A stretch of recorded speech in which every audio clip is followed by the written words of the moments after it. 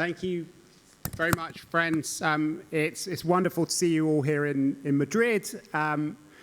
Europe's choice is being defined this year by war and by elections, and that's why I think opinion polls have a role to play in our analysis of what's going on in the world, but also in terms of our ability to shape the choices that we want to make. And our latest publication, which Ivan Krastev and I have authored, is published today, and it's based on a poll of almost 20,000 respondents in 15 European countries, including Ukraine.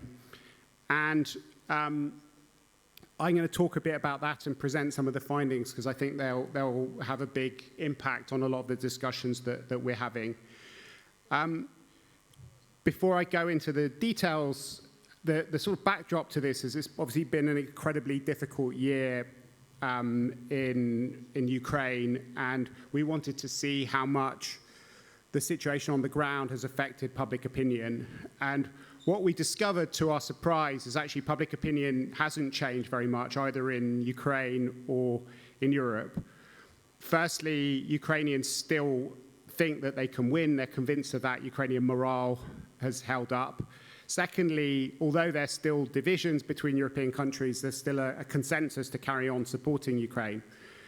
But what we did discover behind that superficial agreement are some quite big divisions that loom on the horizon, particularly between Ukrainians and EU countries, about how the war ends, about the longer-term scenarios. And those, I think, are things which we're all going to have to deal with as we go into 2025. So I'm just going to go through those three kind of main sections. Start with the Ukrainians. And our first major finding, and we asked people how the war's going to end.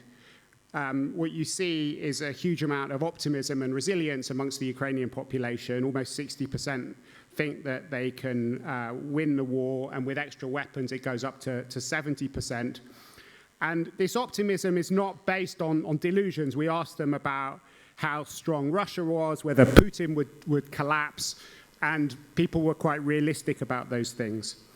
We also found, interestingly, that in spite of all the delays to military supplies, there hasn't been a blame game against allies in Ukraine. It's very striking when you ask people how they think the EU is doing. Ukrainians have got a much more positive attitude towards the EU's performance on Ukraine than EU citizens do.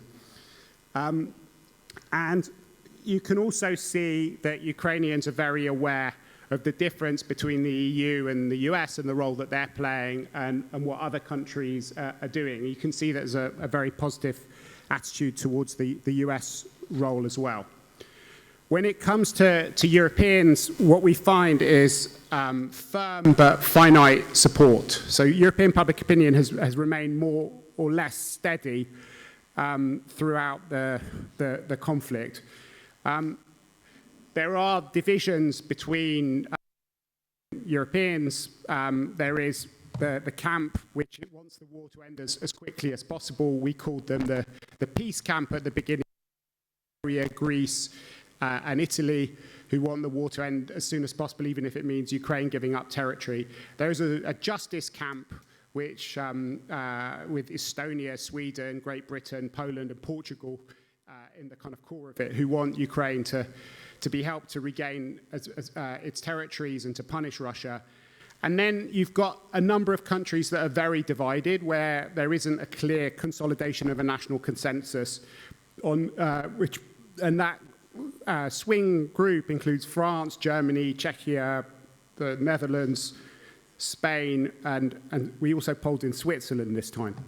But what's interesting is, in spite of these divisions, which are well known and which have been there from the very beginning of the war, is that European support for continuing to back Ukraine in military terms has continued, and even under various different scenarios. So we tried out in an earlier poll how Europeans would react to Trump being elected to the White House and trying to impose his peace plan. And we asked Europeans whether they would want to carry on supporting Ukraine at the same level, increase it to try and replace what the US were doing, or align with Trump and try and force Ukraine to end the war.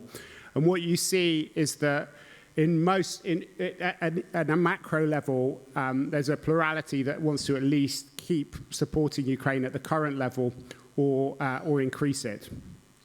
However, there are limits to what Europeans are willing to do. One thing which we found very clearly is that in spite of the rhetoric of some European leaders, there is no appetite amongst Europeans to send troops to Ukraine and to be directly involved as co-belligerents. And that's true even in the countries that are the strongest in their support of Ukraine.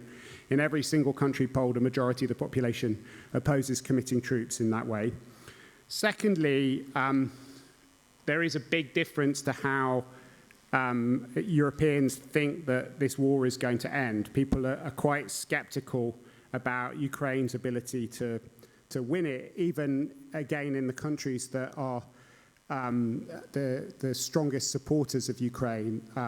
Very few people think that they're going to win the war, even with extra weapons.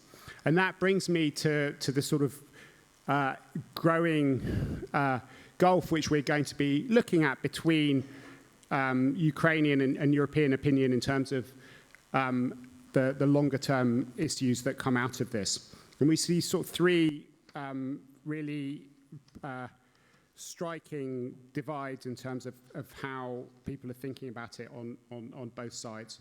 The first is this question of how it ends, with Ukrainians thinking they're going to win and EU member states thinking that there will be a settlement.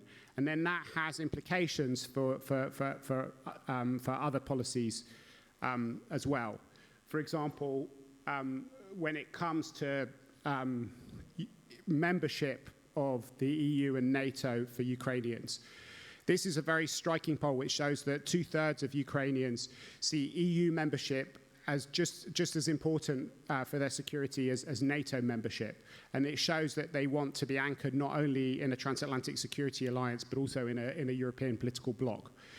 But there are kind of divisions in those sorts of terms. So when you ask European Union people about the idea of enlargement, what you see is quite a split population, with a large number of people who are against membership of the EU. And what's very interesting, if you dig deeper, we asked the people who are in favor of Ukraine joining the EU and those who are against it what their main reasons were. And actually, there's an interesting similarity between the big supporters of EU membership from within the EU, who basically want Ukraine to join the EU as a way of stopping the war, and the biggest enemies of accession of Ukraine are worried about it on security terms. They're worried that it will drag Europe into the war, make Europe less secure. So on the one hand, I think the Ukrainians see membership as a reward for the brave fight which they have taken on, not just for themselves, but for European security. Whereas most Europeans see membership as part of a way of ending the war, as part of a kind of negotiated settlement to the war. We also looked at some of the details of how an end could take place, and we tried out a few scenarios, particularly on Ukrainians. So this poll, we asked Ukrainians whether if they had to choose between getting, if they could get NATO membership, would they give up their claims on occupied territories? And what you find here is very striking. Almost 7 out of 10 people are not in favor of entering NATO tomorrow in exchange for giving up on their territories. Only 2 in 10 support that proposal. But if you go a bit deeper and you explore different ideas of sovereignty, what you find is a more kind of split Ukrainian public. Because there is one thing that Ukrainians seem to care about even more than territorial integrity, and that's their ability to choose their own geopolitical futures. So when we asked them this different question, where we gave them these 2 scenarios, one scenario which is a sort of Finlandization scenario, where Ukraine would regain all of its territories, but would have to stay neutral and not be allowed to join NATO and the European Union. and the other where it would give up de facto control of its territory, but be able to choose its geopolitical orientation. What you see is almost twice as many Ukrainians are in favor of keeping geopolitical freedom and of the ability to join the West if it means giving up their territory. And only 1 in 4 Ukrainians is in favor of the Finlandization strategy. So you can see there is quite a big difference between the EU side, most of whom are against the fast-tracked accession process and who see accession as a way of ending the war, and Ukrainians who see it as something which they kind of deserve. But this chart, I think, is very interesting in light of what we've heard as possible contours of a Trump peace deal, which is not just about dismembering Ukraine in territorial terms, but is very much about imposing neutrality on it. And maybe that leads to the final chart, which is where we asked Ukrainians what they were worried about. And there is a big fear in Ukraine. Almost half of Ukrainians worry that this conflict is not going to be decided by them, but will be decided behind their backs in a deal between Washington and Moscow. So those are the kind of key findings that we have now. Obviously, the next few weeks are going to be very crucial. I think a lot of the elections which are taking place are going to have an enormous impact on what actually happens. It's very strange to be here today on the British election day. We also met just a few days after Britain voted to leave the EU in 2017. And I've just flown in from Washington, where people are very focused on the elections there. So I think that this interplay between wars and elections is definitely something which is going to have an enormous impact, not just on our discussions for the next few days and in France and in the UK and in the US, but I think is going to be an increasing part of how foreign policy gets made and the whole business of doing what we do at ECFR, where domestic politics and people's identities and their choices are intimately wrapped up with a lot of geopolitical issues. Anyway, many thanks.